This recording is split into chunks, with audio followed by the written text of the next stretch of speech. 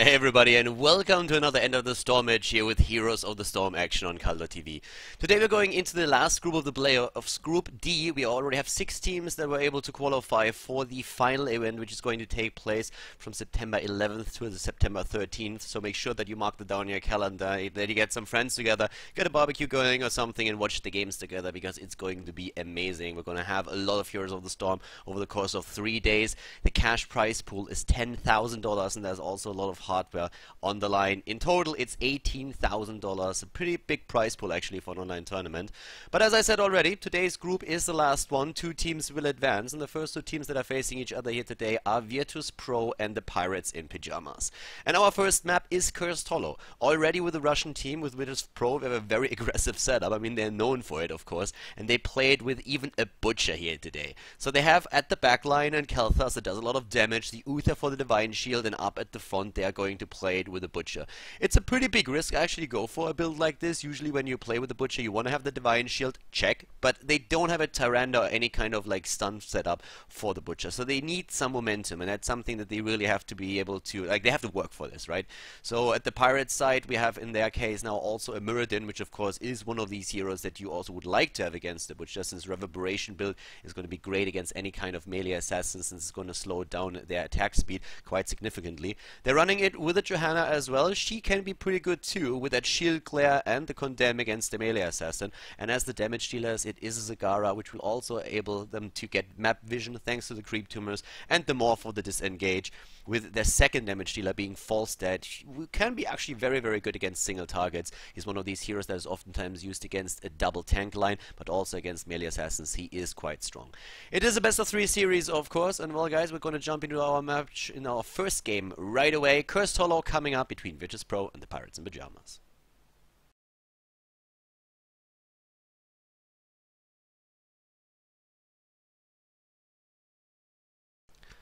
Alright everybody, welcome to Group D at the End of the Storm playoffs, and today we have our first match, the best of 3 series between Vetus Pro and the Pirates in Pyjamas.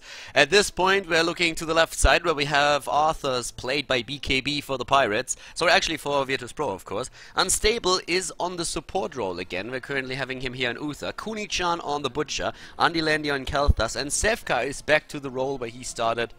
He is back to his assassins. Whereas to the right side of the map, we're currently seeing Smexy Style for the Pirates on Rhaegar, Ziku on Muradin, Super KG on Johanna, Quacknix on Falstad, and Cypher is playing Zagara.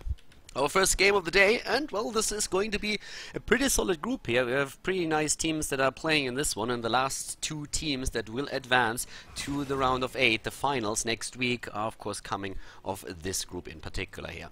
The Butcher is always nice. I mean, Victuals is taken here, so he's going straight for the trade talent on level 4 to give him additional sustain. So every single time he picks up some of those fresh meat stacks, he's going to be in a position where he will be able to finally get in some additional heal as well. It's going to be pretty nice to see how the Butchers can actually contribute to this match now. They are running this with an Uther as well, so the Divine Shield is always an option to keep him alive, and that is one of those things where you have to be really careful, especially later on in the boss fights. The Butcher can do a whole lot of damage and really have the sustain going for him as well. When it comes to talents, Muradin is countering him out immediately with a Reverberation build here on his Thunderclap, trying of course to limit his attack damage, and that also works very well against Sevkaja on his Vala, because he went for a Rancor build already.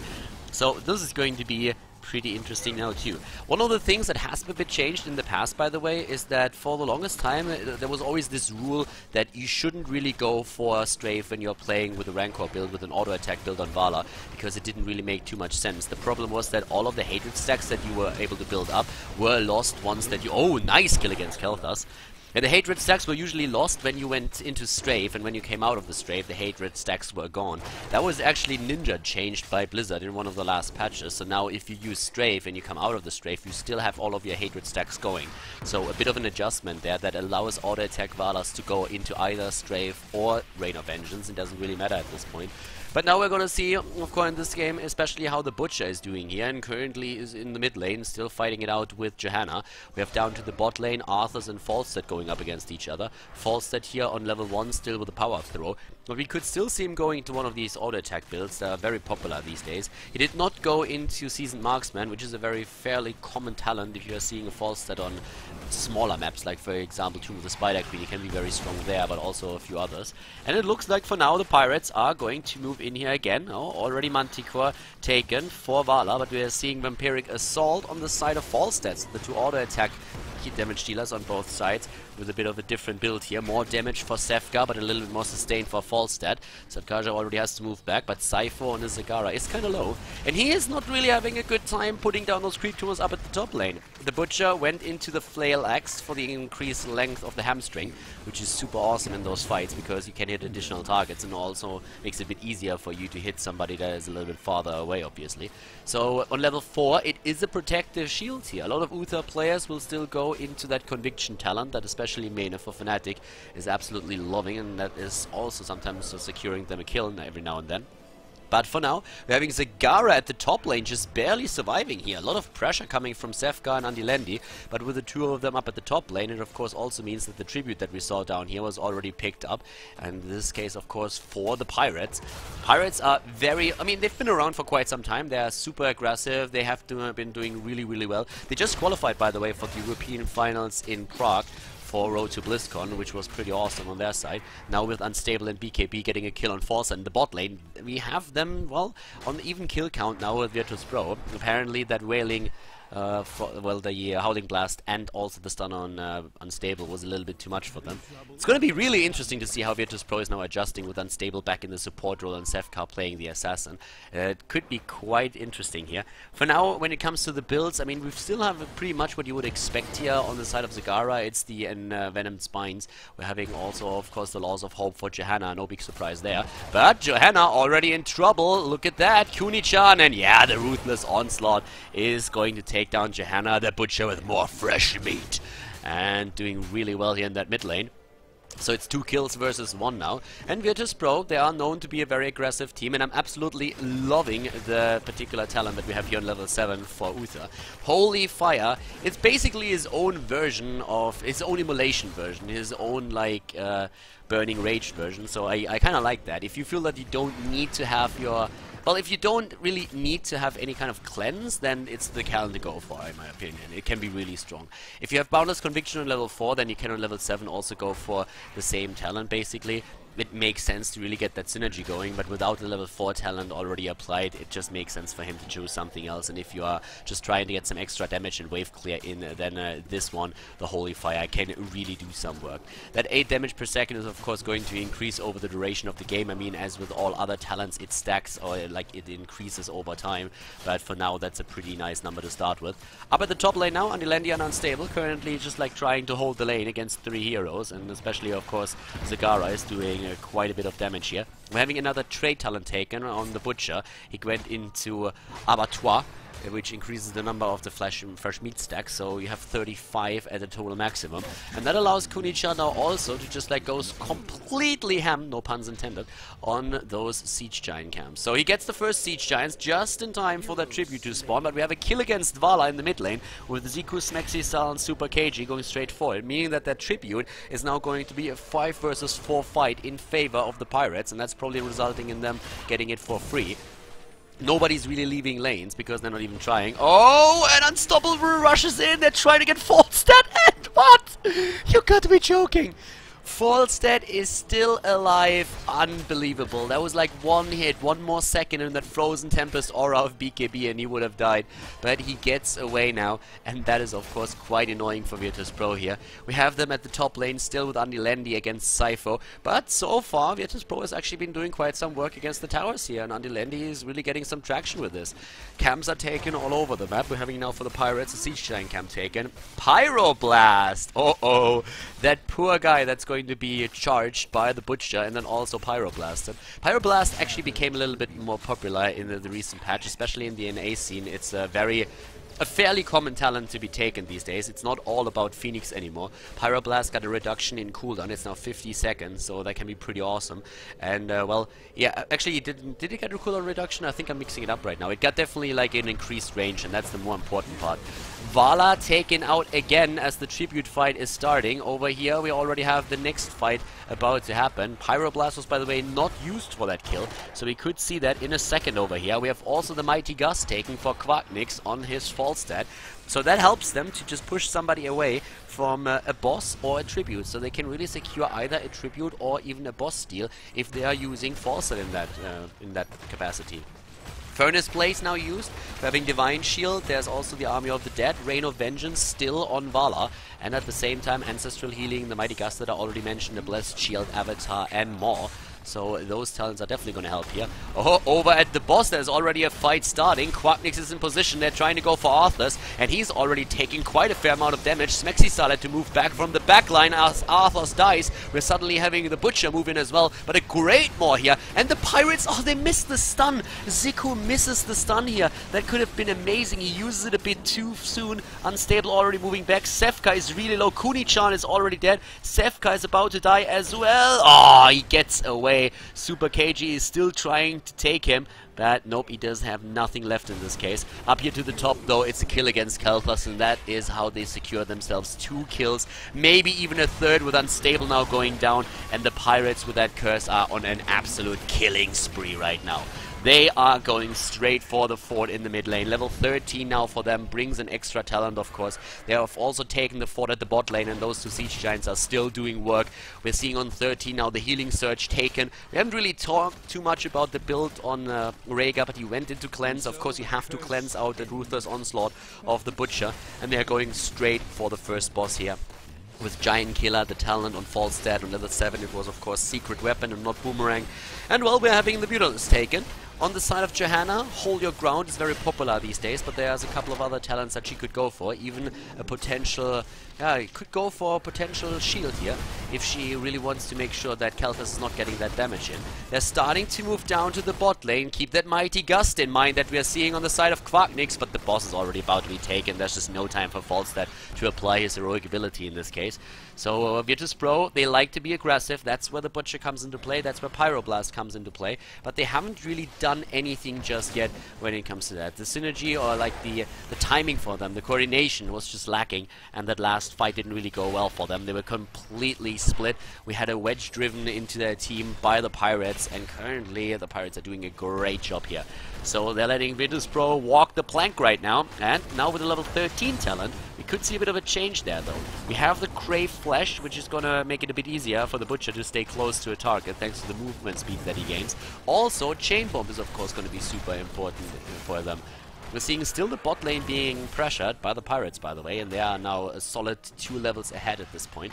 And, well, it's going to be quite interesting to see how they are going to run the next few minutes of the game, because, well, they want to get level 16 at this point, but they could still take a few more camps here. We're seeing Andilendi and his boys going straight for the Siege Giant camp, but there's also a few hard camps, a Bruiser camp right over there, and another Siege Giant camp down at the bot lane, which they are currently focusing on.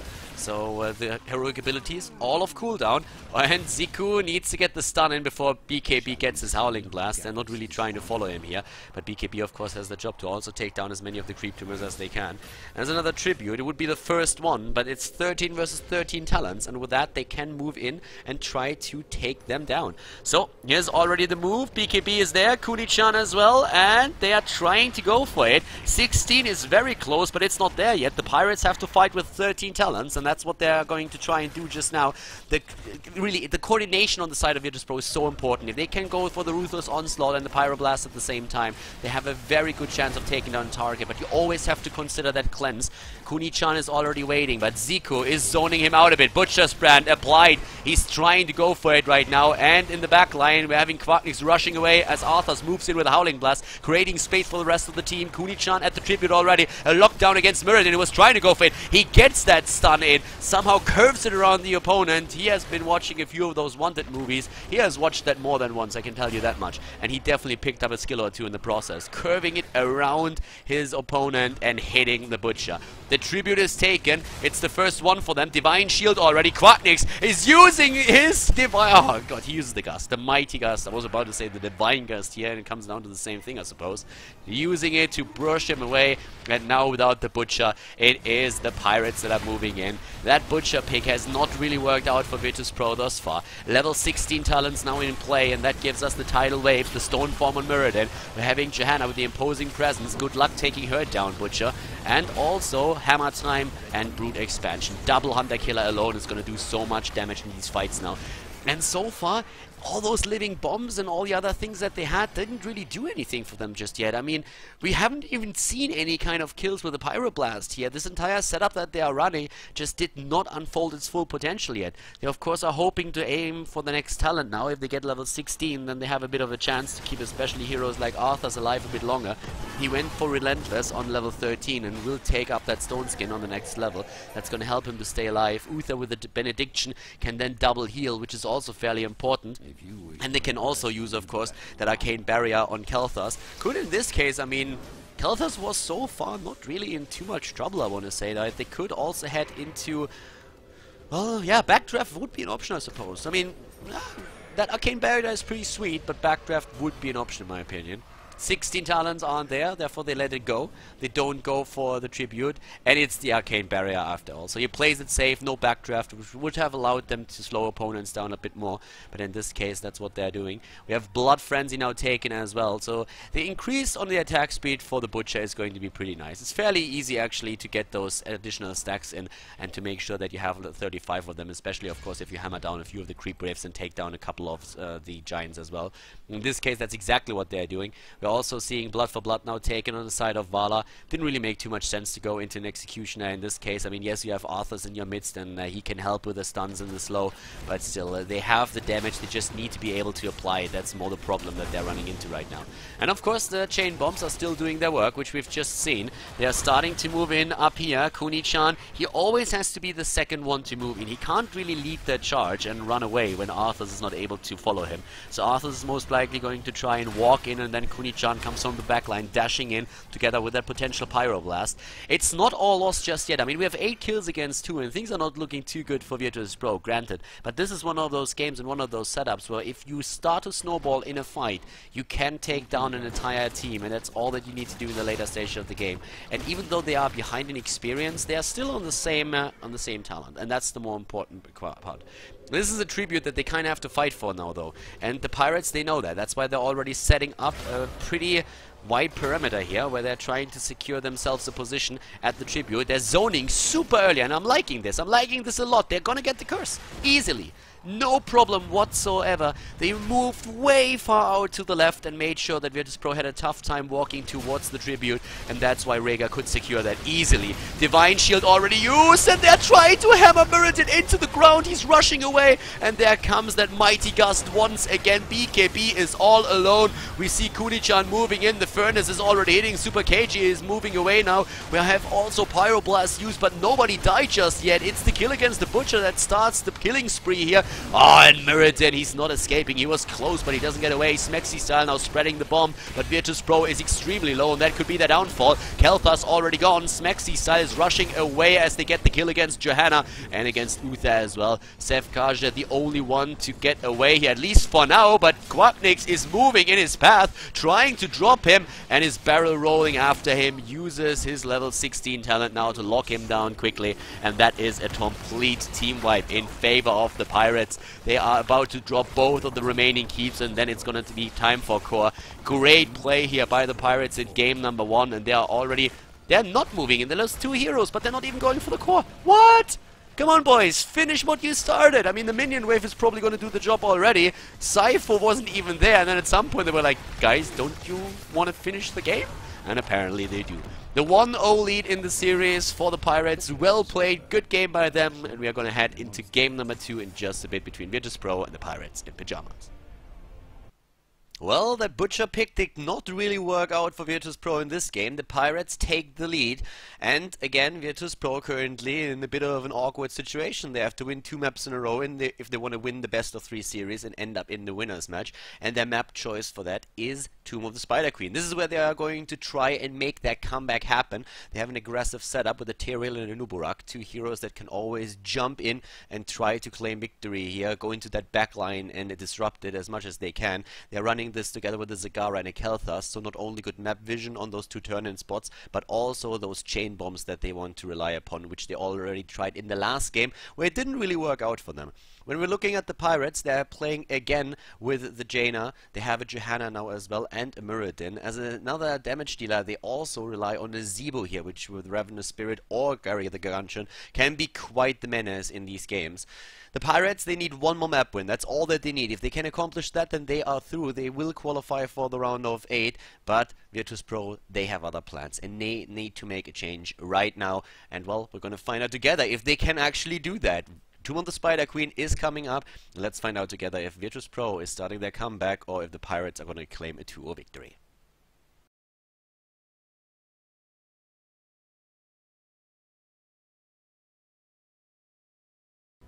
Game number 2 in the best of 3 series, we have the Pirates in the lead. They were able to take the first game, and now we're heading into game number 2, Tomb of the Spider Queen, the map choice of Team Virtus Pro. They're starting to the left side with BKB on Tyrael, we have Sefkaja on Zagara, on Dilendi on Kelthas, Kuni-chan on Anubarak, and Unstable is playing Uther in this case. To the right side of the map, it's the Pirates walking the plank once again with Smexy style on Rhaegar, life on the limit, life on the edge, with Quacknix on Jaina, Super KG on Johanna, Zico on Muradin, and Sypho on Nazebo. Solid lineups for both of the teams, very few surprises here. The heroes that you would have expected, bans on Leoric, no, oh, I'm liking this. Tyrael actually, my man, look at that, he's looking good on the coin. I'm liking that a lot. Unfortunately, he rushes in way too deep and gets completely battered into the face, but I'm liking that. Look, wow. I like the new coin. The doubloon, by the way, is like the best mount in my opinion. You have still the piggy mount, which is amazing for heroes like Muradin and ETC for example. I mean, like, you go ham and also a little bit pork on the side. Ham and bacon is just absolutely amazing. But that being said, the doubloon is amazing. I absolutely love the mount and I think it's super cool. And there are so many heroes that just look amazing on it. One of the examples would be Leoric, and we also have BKB. I mean, this is looking really good. Look at that Tyrael. Oh my god. I have to play some Tyrael again. Look at that. I'm liking that a lot. So yeah, the doubloon is awesome, and as I already said before, there are rumors out there that you get the doubloon if you pay 20,000 gold. That's of course a lie. What you have to do, it's fairly simple. You have to just go outside naked, run in a circle 3 times and yell, "Blizzard is awesome! Blizzard is awesome! Blizzard is awesome!" And then when you go back inside and you log in, you will not only find a lot of videos online on YouTube of you doing that, but also the amount will be added to your account. Try it if you don't believe me. So, we have in the mid lane at this point now the push. It's basically the rotation that we are used to from maps like Dragonshire and also Tomb of the Spider Queen. Mid lane and top lane in this case. On Dragonshire it's usually a mid lane, bot lane rotation.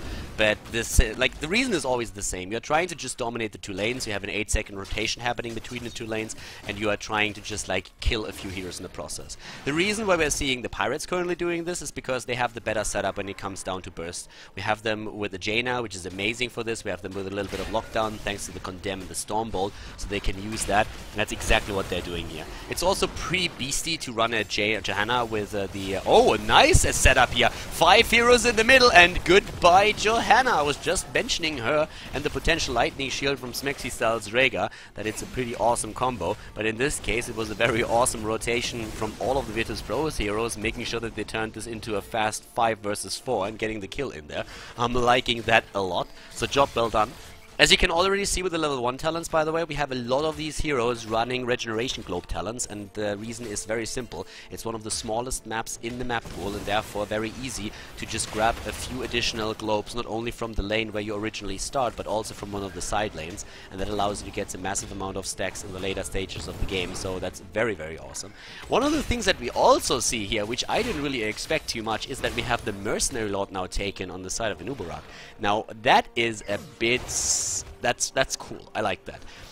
that talent was changed a lot. As you can see, you get reduced damage from minions and mercenaries, and also the the minions and mercenaries near you, they deal a bit of extra damage. But the most important part is really that reduced damage, and the reason is quite simple. That was a separated talent in the patches before, but in the last patch, Blizzard actually changed that, combined the two of them, and right now we don't really see it run too often still, because most teams still consider it weak, but apparently it's an option for them. And what surprises me a bit is that they actually use it on a map where we don't see too many mercenary camps. There's only 3 on this map, well, not including the boss camp, I should say. Bit of lockdown here up at the top, and Nubarak is currently fighting with Zico. Kuni-chan gives up the Legion of Beetles, which is for most players still the standard talent to take on a Nubarak, so I guess that he doesn't really necessarily rely on the Beetles too much, and if they only get 1 mercenary camp and get some damage in and he pushes the lane solo with it, then that would work. I'm currently wondering if that also applies to the spiders, because if that would apply to the spiders, that would be pretty sick. I mean, that would be really sick. I never even thought about it, but if that applies to the spider pushes themselves, then that would be an absolutely amazing talent on this map, and that could actually be the case. Very curious to see if that works later on. That would be one of the reasons why you would want to take that talent on the map, but completely disregarding, of course, the amount of camps that we have here. So at this point now, we have still both of the teams very solid when it comes to experience. We only saw that 1 kill on Johanna earlier in the game, and nothing else besides that. Talent-wise, there's not really too much to tell right now. The Arcane Intellect has been taken on the side of Jaina, who, by the way, did not go into Conjurer's Pursuit, so that's one of the reasons why we see Arcane Intellect here. Personally, I like Snowstorm a lot, especially if you have good positioning. On this map in particular, you can get some very solid Snowstorms out there. Level 7 talent now taken. And, well, with this, we are seeing after Regeneration Master plus Amplified Healing Material. The talents, by the way, have synergy, so that's one of the things that is so awesome about them, that you get a sick amount of heal in the later stages of the game. Yeah, we have Battle Momentum now taken on Tyrael. There's, of course, also the Fission Bomb. Nothing too fancy on level 7 just yet. The Bed of Barbs for Nubarak. The Red Web Weavers are the first ones to currently be descending. And at the top lane, that seems to be where we are going to have a bit of a push going on for the red team. Now the Pirates are starting to move over there. And in this case, Johanna on that Malthiel Mound, which always looks like it has a bit of a fat ass. Can't help myself, but like that's the impression that I get. Smexy's style is a little bit low here. It's in the background right now. Needs to be careful. On level 4 he went into the Feral Heart, so that's going to give him a bit of lane sustain. And very nice approach here so far by Vetus Pro. A good defense, at least thus far. Thing is, though, that we still have 2 more lanes that are being pushed against them. The top Web Weaver already about to be eliminated. And currently in the mid lane, we are seeing Kuni-chan and Andilendi going straight for Web Weaver number 2. The one at the bot lane is very lonely and pushing the lane all on his own. There's nobody helping him out or defending against him. So that spider is currently a bit of a happy panda. And up at the top, again, the rotation here. So everybody just ignoring the spider down here, and she's like, yeah, well, whatever, then I guess I'm gonna take that wall down, right? So far, so good for them, at least. The big fights are happening here in the mid lane, on the other hand, and that's where we're seeing the Pirates moving back again. We have 85 gems, on the other hand, taken now by Team Virtus Pro, so they need to make sure that they don't lose them and turn them in. But the spiders are now finally defended against, and that might give them the opportunity to do exactly that. They have 90 gems by now. There's another 40 that we're seeing for the Pirates, and Sefka already in the mid lane with a bit more creep. Went, of course, into Reconstitution on level 1, which helps him with the hit point regeneration. They could go for the turn-in now, but the Pirates are already in position. BKB very much alone up at the top lane, trying to defend those 2 towers and also getting additional gems, of course, for himself. Jaina needs to be careful here. If that Gravity Lapse hits, then she could be locked down super fast, but for now both of the teams are angling for level 10. Zico already had to jump away. Kuni-chan actually gets locked down. But he goes in for Jaina, tries to apply a bit of damage, but Smexy is there to help out. Everybody is rotating to the left side again for the blue team. The red team is still in position to take experience down in the middle. And we're having them at the same time now also trying to just like turn in their own gems. It's 52 gems for them, so they're very close of getting another Web Weaver set as well. BKB was attempting to turn in at the bot spot now, but that didn't work out. Zico is there, gets stunned once. Not even Sefkaja is able to do anything about that. Kuni-chan and Quacknix up at the top lane, just basically going into a bit of a staring contest. But level 10 is now slightly faster for the Pirates, and that could secure themselves another turn-in. They are already turning in a few of their gems. We have Ravenous Spirit taken, as you can see there on the right side. The Blessed Shield, Water Elemental, Ancestral Healing, and Avatar has been chosen as their heroic abilities. And it looks like they are going to be able to complete another turn-in. There it is. Webweaver Wave number 2 is now descending, and just in time for the blue team, for Vetus Pro, to pick their heroic abilities as well.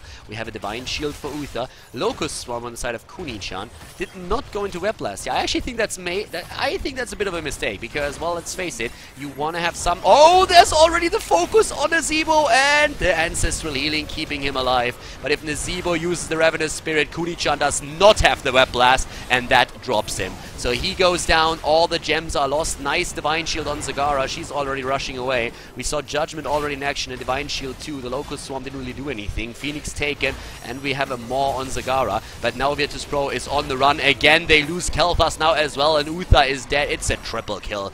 Very well played here by the Pirates. And I'm still a bit surprised that we see the Locust Swarm over Web Blast. With the Ravenous Spirit as the heroic ability on the Zebo, I would have expected them to head into Web Blast. Of course you have Judgment. Of course you can use that. But oftentimes Judgment is used to start the initiation process, to just rush in and try and take a target down. And if you don't kill the Zebo with that, and he uses the Ravenous Spirit, you want to have that Web Blast ready to make sure that that heroic ability is interrupted. As is, that wasn't the case, so now they lost 3 heroes in the last fight, and not only that, they lost a ton of gems. They only have 53 gems now. That's still enough to turn in, but they lost a fair amount here, and that they can't be happy about that, not at all. So, great start for the Pirates. Once again, they're already putting pressure on most of the lanes here when it comes to the forts or the keeps.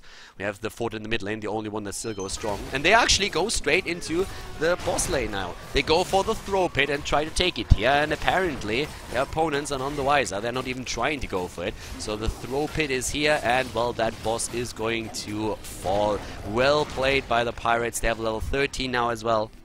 And Nazebo, he doesn't have sprint anymore. It was taken away from him in the last patch.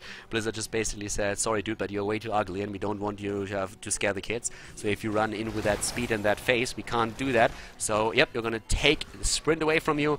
And that's, by the way, the best reason that I ever came up with why talent was taken away from a hero, no matter what you say. That was funny. So we have we have actually an ice block taken since he does not have sprint. Oftentimes when you have on level 7 the Toad build activated, we see the Toads of Hugeness taken on level 7. In this case that's not happening though. He went into the more standard Git bin here. And we have also another ice block on Jaina. Healing Surge for Rhaegar, and a Spell Shield for Johanna. So not going for the Korean style hold your ground that we see quite often. Up to the top, it was the defense against the boss, and, well, he went through the wall, and that's about it. But still, they are 2 levels ahead now, and that's all that you really need to secure yourself. It's also the extra talent that they have, so that gives them a lot of map control, and that still denies the turn-ins to their opponent. 44 of the gems were turned in by Team Virtus Pro. Not really too much just yet. I mean, they're 6 short, but they won't be able to turn those in until they hit level 13 unless they sneak in somewhere. But Zico is already controlling the top spot, and down here we have Super KG. Both of the tanks are currently protecting the 2 turn-in spots, making sure that nothing is happening there. At least until they hit level 13. That's going to be an easy play for them. 48 gems about to be turned in, and that brings the Pirates very close to another turn-in themselves. But, well, let's see if they can actually do a little bit more than that and contest on level 13 then, when Vetus Pro is going to pick up their next talents. What I kind of don't like is that we haven't really seen Mercenary Lords coming into play in any way. I really like that we have a bit of a talent taken that usually doesn't play a huge role in competitive just now, but I find it a little bit sad. I mean, he commits to a cool talent here and we don't see it in action, which is a little bit weird. So for now we have level 15 versus 13. There is finally the chain bomb on Kel'Thas, which is going to be the most important part for him. The problem is that another turn in here could definitely screw them if they have another Webweaver to defend against, and then level 16 might even fall into the hands of the Pirates with another big talent incoming. Double Burning Rage now, one on a Nubarok and the other one on good old Tyrael for Justice. Well, he's trying to make Nazeebo's life a living hell, but so far he doesn't really get too much out of it. Unstable with the attempt to finally turn in for the team. That would be the first one, by the way. That would be, and there it is, finally the turn in, and now they might be able to make a play here. Andilendi is rushing straight into that Nazeebo poison. That didn't do him any good. And then we have also a Shrink Ray now that can be used once that Muradin is jumping in. But yeah, I'm really curious to see how this is going to work out for them now. The Web Weavers are going to come any second. Nice, I like that Phoenix already. Doing a bit of pre-damage against the wall. They're actually about to take down all of this. That's going to be really nice. And they are starting to move in with what they have here. So at this point, already the attack in the mid lane.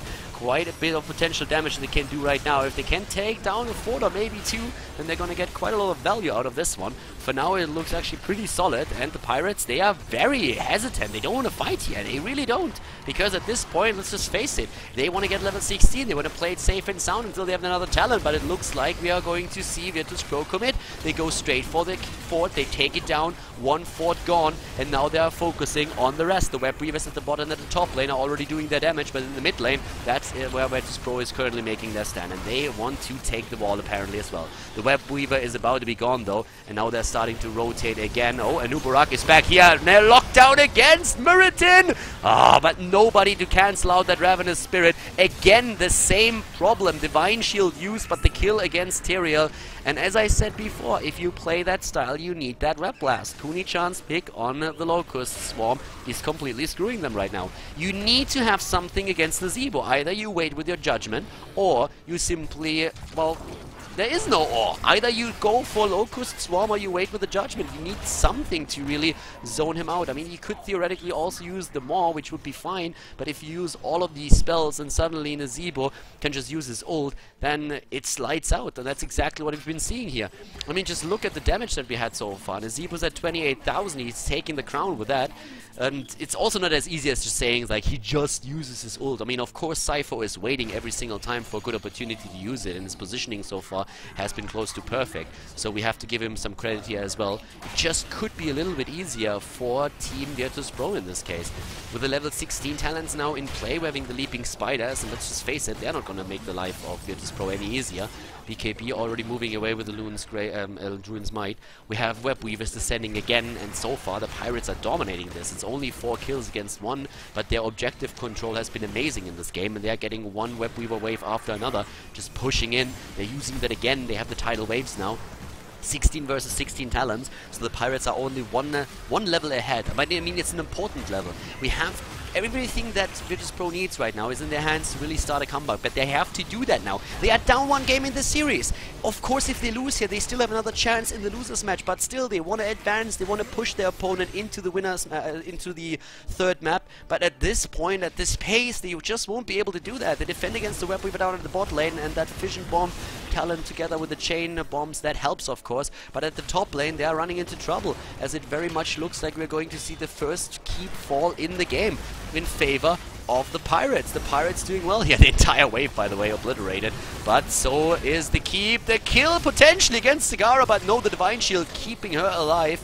The Maw not hitting anything on the other hand, and Zico and Smexy style are now trying to get a kill out of this. They are rushing in already in the backline. Again, Cypher with his Ravenous Spirit doing well, but this time not hitting that perfect spirit that we saw in the last few fights. For now, they're going straight for Anubarak, trying to drop Kuni-chan, but the heal is there. Well played by Unstable. He's keeping everybody alive for now. Andilendi using his Arcane Barrier, and now everybody's slow inside of the Pirates. This is the chance that Vetus Pro was waiting for. They're going in, they take down Muradin, they go for the kill against Jaina, and they're going straight for another potential kill against Johanna. Locking her down, the wall of zombies is putting her in her place, and now we have 3 heroes killed out and a potential boss move by Vetus Pro. They are really low though, they are very, very low, but the problem is there's only 2 heroes alive. If there was an Asmodan right now somewhere on this map, then he would have a fun time throwing a couple of like dunks in there. But yep, that's not gonna happen in this case. So finally a few kills on the side of Virtus Pro, and they have also 80 gems, so they can take boss and turn in. And that's kind of what they have to do. I like that Cypher. Look, everybody's pushing these lanes back. And you might look at the minimap and you might ask yourselves, are they crazy? What on earth are these idiots doing?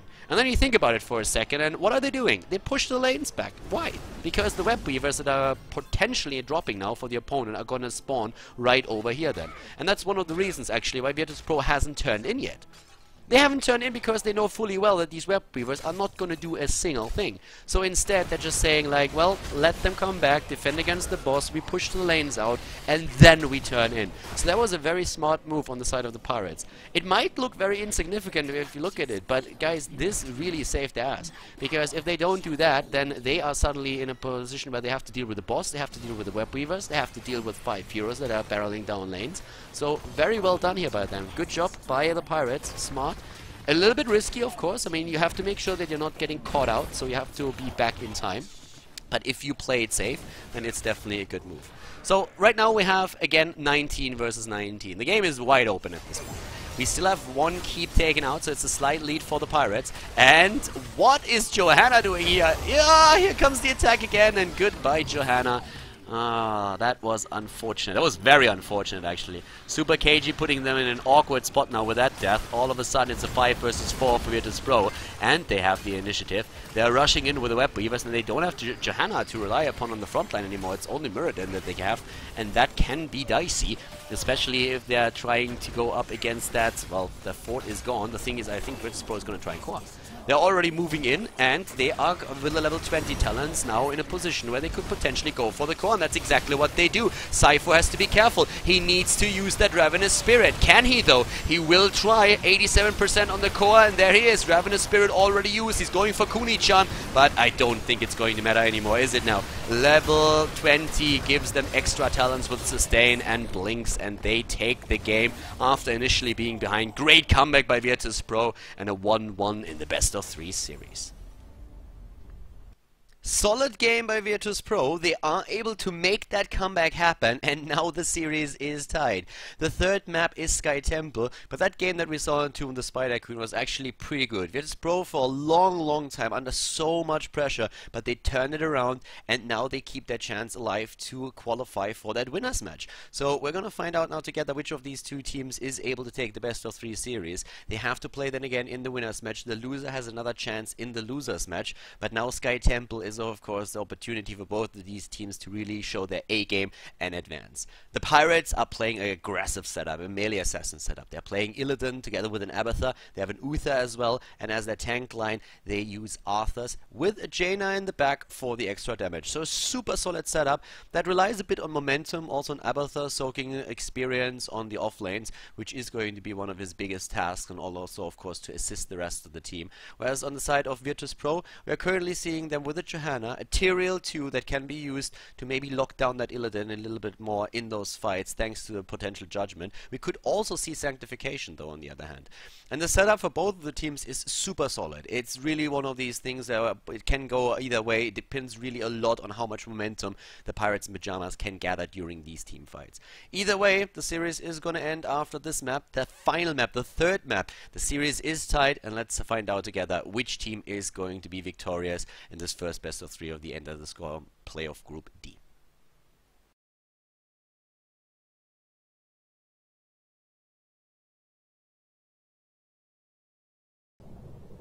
Game number 1 has been ended in favor of the Pirates. Game number 2 in favor of Virtus Pro, and now we have game number 3. That was, by the way, a really smooth save here, because of course I was about to say game number 3 and then misspoke and said game number 1. I shouldn't have revealed that because I guess nobody would have come up with that, but yeah, that was a pretty cool save, and I just wanted to highlight that real quick. We have the deciding match in this match between the Pirates and Virtus Pro, and to the left side currently we have BKB playing Johanna, Andy Lendi for Virtus Pro and Kelthas, Unstable on Rhaegar, Tyrael played by Kuni-chan, and Seth Kaja on Zagara. To the right side of the map, the Pirates with Smexy Style on Uther supporting Quacknix on Illidan. Super KG is playing Arthur, Siphon, Abathur, and Ziku on Jaina. A very sick setup that we are seeing on the side of the Pirates, and I'm liking this a lot actually. actually, because at this point it looks very, very nice. I really think that they can get a lot of aggressive control during these fights if they run this properly. They can use Abathur for split push soaking and make sure that they get a bit ahead in experience. They have a potential copy on Jaina. One of the changes that was undocumented in the last patch is that the cooldown on the Ultimate Evolution was reduced heavily from 70 seconds down to 50, which is pretty sick. So now you can get that copy up for every single team fight. We have Vetus Pro with a bit of a variation though when it comes to their build. They go into Demolitionist on the side of Zagara for super pushing power here. Zagara already draining the ammunition, and there's the rotation from the Pirates because they realized, holy cow, something's going on up there. They're trying to punish Zagara, and BKB looks like he is going to get punished. Everybody's here up at the top lane, so they get that kill in at least. Kuni-chan might actually fall now as well. And yep, there he is. The kill on Tyrael. Are they going to get more than that? Andilendi is low. Zico too, but unstable. Can he get the kill? What? You got to be kidding me. Zico survives on his Jaina and they get 4 kills. Wow. I mean, it doesn't get any better than that. That's like the perfect start. And so close as well. That Zico survives is a miracle in itself. BKB at the bot lane must be very frustrated with his team just dying up at the top. Quacknix with Abathur, of course, here helping out too. He's in the mid lane, by the way, of all things, soaking experience here, as the rest of the teams are up at the top. And now with the earlier level 4, this could actually result in the Pirates contesting the second temple, which is usually unheard of because the teams are entering the temples on the same amount of experience. So that's going to be tricky. Super KG is already there. We have Smexy Style and Zico in the same position. Down here, Abathur jumped into the bot lane at this point, and Andilendi plus Unstable currently trying to just like focus down at the mid shrine. So that level 4 a bit earlier really helps them, and Super KG is already rotating. They're really trying to soak as much of these 2 temples as they can, and they put the pressure on Andilendi, who has to move back now as well. Eats another death coil, but does not die.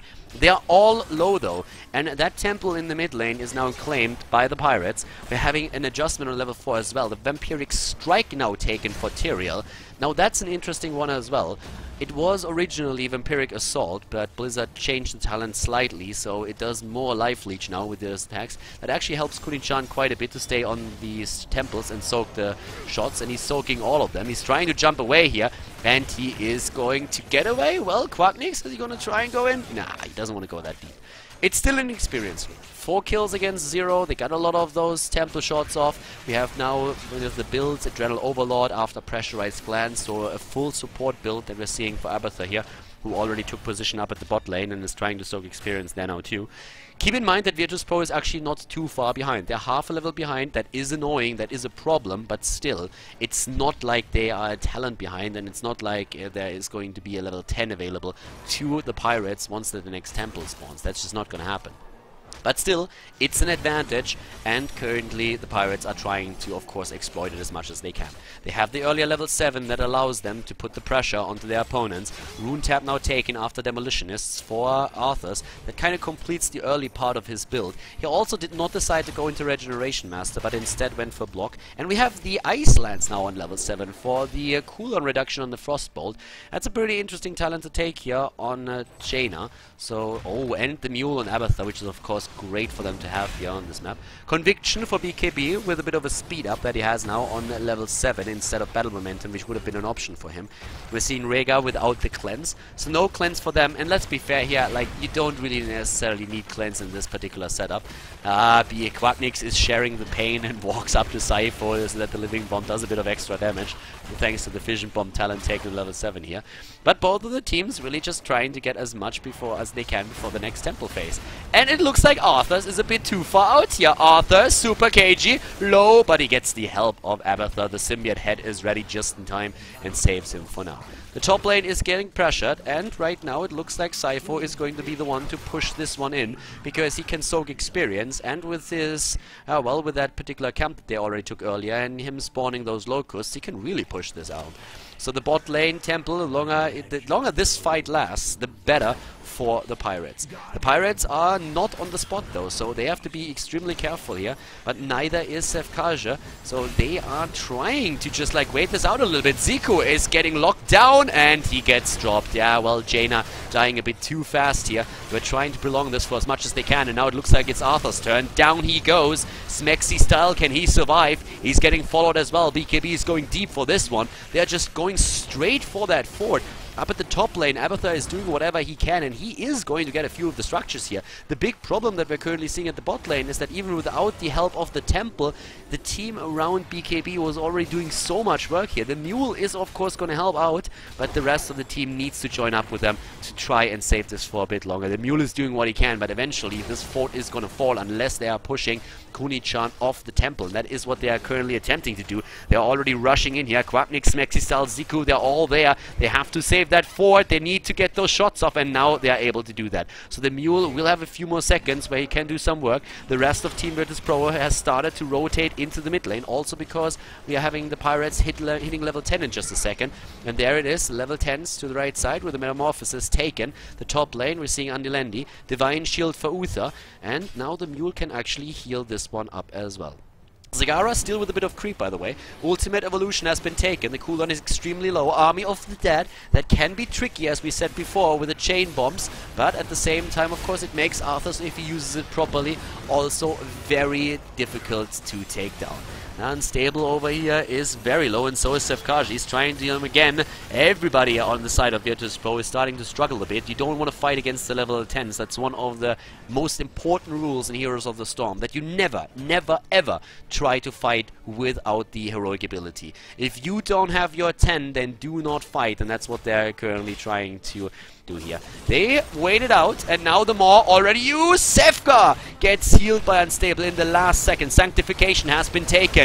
We have also the Phoenix. Once again, they're moving in. Kuni-chan is low, though. He jumps away, and he gets healed in the last second with an Ancestral Healing. Siphon, the copy for Jaina, is doing some extra damage. Super KG with the Army of the Dead is moving away here. Andilendi is lifting him with the quick Gravity Lapse, but there's no follow-up damage besides that one quick Firestorm that he put in there. The Flame Strike didn't do enough work. And what? They just simply go for boss. That is, by the way, something that they should see with the creep tumor there. Or are they? It's just on the outside, I think. I think they just barely don't see it. No, they do. Kuni-chan and the rest of the boys come in. No, they didn't see it. They didn't. And he's trying to jump in, but the Stormbolt hits him. Oh, and he is getting locked down for another second, and the boss ends up in the hands of the Pirates. They jump in. Kuni-chan on Tyrael dies first, but it looks like Super KG might die as well. Nope, it is Jaina. Jaina is getting killed. Super KG got saved by Divine Shield. Down here, that fort is still alive, thanks to the mule doing overtime. And actually, at this point, Cypher should probably drop that again, which he just did, by the way. So they're dropping this one. The boss doing quite a bit of damage down to the bot lane, and keep in mind that we don't have a mule on the side of Vetus Pro. The blue team has no opportunities to just heal up or repair those structures, and the top lane is still getting pushed massively by Cypher. Two temples are now active, and he should probably get away here. Go for the slobbering move. Illidan is there. Here comes Kuni-chan, and Abathur stays in the bush, for now at least. The bot lane, that's where we have another attack against the mule, but Sefka and BKB are going to finish the job, and this temple that's taken by Andilendi is going to help them. Looks like Illidan really hates Tyrael's guts here. I mean, he was never one for justice, but that is overdoing things. Poor Tyrael is always getting jumped and pushed away. In the mid lane, we're having an attack against Smexy style. He gets locked down and slowed also with a totem, but Abathur is everywhere on the map. Very good play so far by Cypher. He's really trying to do whatever he can. Every time one of his mates is in trouble, he's there.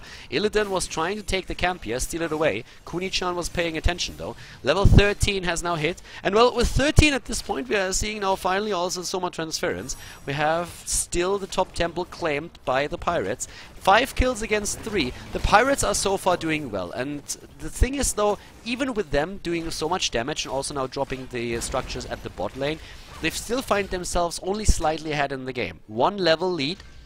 This... okay, Towers is being taken out as well. They have killed all of the forts, but they still have to be careful here. We have already the start with a healing surge for more healing on Rhaegar, imposing will now, the Mutalisk, and Chain Bomb, that's where it's really at. Chain Bomb is going to be important, very important. A double spell shield already trying to counteract that on the side of the pirates. They are running it on Uther and also on Arthas, who could have gone into Relentless, but decided that he has more trouble dealing with Anilendi than with these stuns. And now they're jumping in again. We have Ice Block on Jaina, and here comes that fight that we've been waiting for. Already living bombs everywhere. Super KG so far without the Army of the Dead. Hasn't used it yet. Water Elementals in play though, and the Phoenix. And Vetus Pro is still pressuring this. They're pressuring the top lane right now. They're trying to go for a fight here. Anilendi is fighting against the copy on Jaina. Double Jaina is usually double ouch. And that's what she's trying to prove here. Nice shield! And immediately all of those zombies exploding thanks to the chain bomb. That's exactly the problem that you have with the Army of the Dead in this setup. Sanctification used, and a great one at that. Everybody staying safe, and they use it to jump on Uther and take him down. Jaina exposed the pirates. They're walking the plank and they are getting thrown off it. They lose 2 heroes immediately, and it looks like Quatnix might die as well. He's trying to get away, was attempting to move in, but it's a bit too late, and there's another Phoenix to be considered as well. Great play here on the side of Vetus Pro, and they are starting to come back into this. Kuni-chan being back already. He wants to get his mana back up, but this is going to be a kill against the fort, and it's an important one at that. They are suddenly ahead in experience, even with that kill on the tower that we're seeing here. 6 kills versus 5. And that sanctification was actually well worth it. Great play here on the side of Tyrael. I think that was the first time that I've really seen sanctification do just this much work. It hit the spot perfectly. All of them were safe for a few seconds and then could just jump out of it and take somebody down. They have a good position in the game right now. Both of the teams are starting to close in on level 16 with this. Looking at the damage and also at the numbers, just to give you guys a bit of an idea of what has been going on thus far in the game. We're having, of course, Zagara with a solid amount of damage, but also Kel'Thas at 21,000. The damage is one of these things that is still a little bit lacking on the side of the pirates. The double Jaina, on the other hand, is really dangerous at this part. So this is something where most of the damage is going to come from during these fights, but so far, Jaina, they haven't really gotten that early, that fast kill that they really want to get, that burst kill that they're trying to accomplish here. And with the Arcane Barrier, this is going to become even more difficult for them to pull off. Double Brute Expansion is also putting another advantage into the hands of Vetus Pro, but now both the teams are on level 16. There's only one temple, and they are trying to move in. Sypho already with Jada, but the copy is being bursted down. He gets a bit of damage in, but the kill against Illidan is just too much, and also now Arthur's dying. I'm really not a fan of Army of the Dead against the chain bombs in this case, but now we have them jumping in again, 2 heroes dead, and this is of course the temple in the hands of Vetus Pro, and they are doing a great job with this, pushing the opponents back. Even that stone skin together with spell shield did not save Arthur's ass. We have now blood for blood taken on Illidan, who also was not able to survive that fight. When it comes to experience, just to give you guys a bit of an idea of how much Abathur was actually able to soak here, he's currently at 14,000. That's twice the amount of heals, or sorry, of experience that we're seeing for the rest of the team here. Very solid performance by him. And Vetus Pro in general with a very cool position in the game. I was for a moment thinking if they could maybe go for boss, but nope, they're not doing it, and they shouldn't, because it's a 5 versus 5 again on the same talents. And if you go for boss, you should either do it when you are up 1 or 2 heroes, when you're up a talent, or when you know that your opponent is at the other end of the map and cannot contest you in time. And they have neither of these advantages. Super KG and his boys currently with the pirates trying to get at least a siege giant camp. They're starting to fall behind a bit, and for them, as I said before the game started, it's important to snowball a bit. They have an aggressive draft, they have a potential for double Illidan, double Arthur's, double Jaina. All of these combos are very, very strong, but they need to make sure that they just snowball a tiny bit so that they can get ahead in those fights. Maybe they can make that work down at the bot lane. It's 16 versus 16 talents. This is really the time to fight, and Anilendi is under a lot of pressure already. Unstable too, gets nearly killed, but the ancestral healing just in time. Good lockdown against Kel'Thas again, but they can't get the kill in. Sypho is moving in once more against Anilendi. Arcane Barrier has been used already. The Phoenix good for zoning, and in the back line we are seeing Jaina clobbered nearly to death by that boss that was aggroed a bit earlier. once again, Quagnis is using the boss to escape in this case. And up to the top we have Sypho still soaking. I mean, he is everywhere on this map. Abathar is really seeing a lot of Sky Temple right now. It's like basically Abathar with a bit of a backpack just traveling the area. He's backpacking through Sky Temple and he's visiting all of the sites. He has been at the top lane a lot, but we've seen him in the mid and at the bottom as well. So this guy has been everywhere and has been doing a great job. Probably took a lot of pictures to send it back to his slug wife. But either way, for now, he is helping his team as much as he can, and he's doing a great job. Goes back home every now and then, but we should see him in action in just a bit, because his copy is up in 2 more seconds. And then we're going to see that double Jaina most likely once more. Or do they need that heavier front line here? They are already trying to move in. Where's the Abathar copy? He is ready for it, but he doesn't use it. There it is. Alright, double Jaina it is. Where are those blizzards? Super KG is low, uses the Army of the Dead, gets a Divine Shield before that happens. Maybe a little bit too much. Andy Lendi with a heal in the Arcane Barrier, and Ziku is using his, well, he's actually saving himself here. But it's the kill against Arthurs that is putting them back on the back foot. So yeah, very, very tricky here for them right now. And again, the jump against Zico. Jaina is dying and Vetus Pro is playing a beautiful game right now. They have the better team coordination during those fights. As I said, we see a horrible Maw that doesn't hit anything, but it still stands. I'm still sticking with it. They have very good team coordination during the fights. They keep Khaldor safe, which is very important here. They always have a good lockdown on heroes like Illidan, and especially Arthurs. Arthurs is just not providing that front line that they need right now. The problem that they also have is that the Army of the Dead is oftentimes working against him. I mean, all of these chain bombs, all of that AoE damage, those zombies are not only spreading it, at the same time they're just getting blown to pieces. He doesn't really get a lot of value out of his Army of the Dead. He's maybe able to heal himself with 1 ghoul at the top. At the most he's able to heal himself with 2, but that's already about it. So very little that he can do with this. Level 20 talents now in play, and that means that we are, oh wow, actually we're going for the Holy Arena.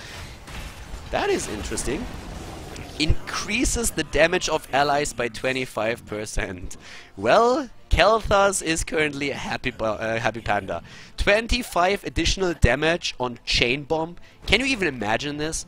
I have seen teams with Vikings, granted, blown to pieces in 1 single Chain Bomb attempt with a good Phoenix, and now suddenly they do 25% more damage. Khaldor's is just like running around. It's like, please, please, Tyrael, please, Sanctification, no, please, please, please, please. And I guess he's gonna get that wish granted at some point, but yeah, this is gonna be a bit brutal. Kuni-chan is already waiting for it, I suppose, and that level 20 talent is just nuts, especially if you're running a Khaldor's.